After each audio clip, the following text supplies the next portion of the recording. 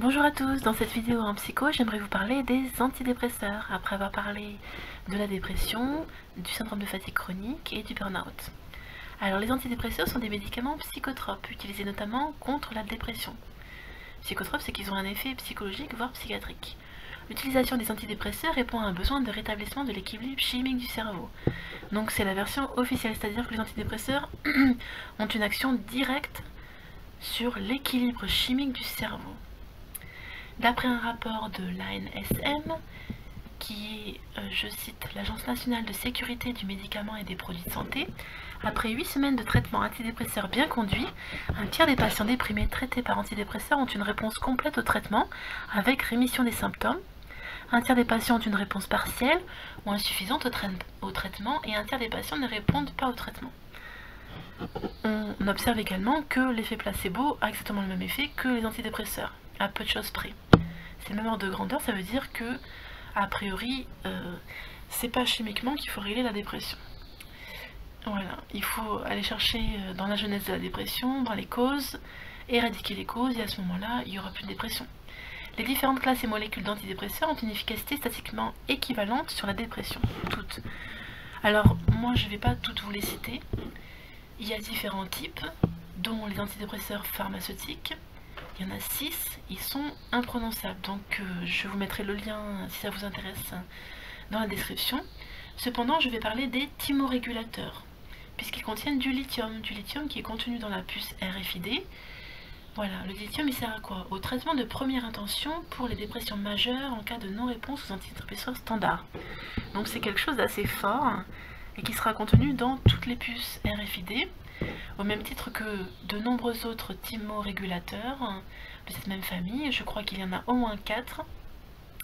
Ces thymorégulateurs ont des propriétés d'abord d'anti-épilepsie, mais ils constituent une alternative sûre et efficace aux antidépresseurs classiques. Donc ils sont vraiment généralisants pour un effet massif global.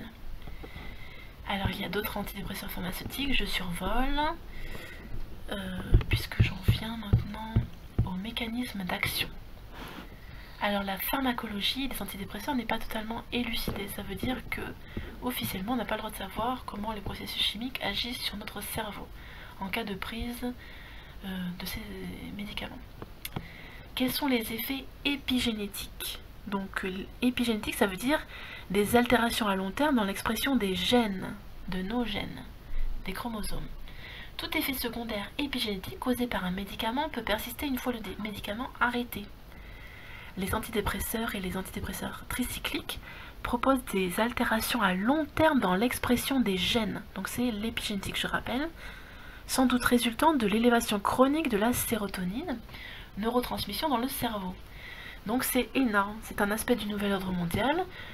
Les masses de gens qui prennent en Occident des antidépresseurs, ils ont des altérations à long terme, je répète, dans l'expression de leurs gènes, qui se transmettent de génération en génération. Alors quelles sont les indications officielles pour prendre des antidépresseurs? Bon, bien sûr avoir une dépression. Donc les antidépresseurs ont une indication dans les troubles dépressifs majeurs unipolaires, et éventuellement dans les épisodes dépressifs caractérisés mais d'intensité légère, uniquement en cas d'échec de la psychothérapie.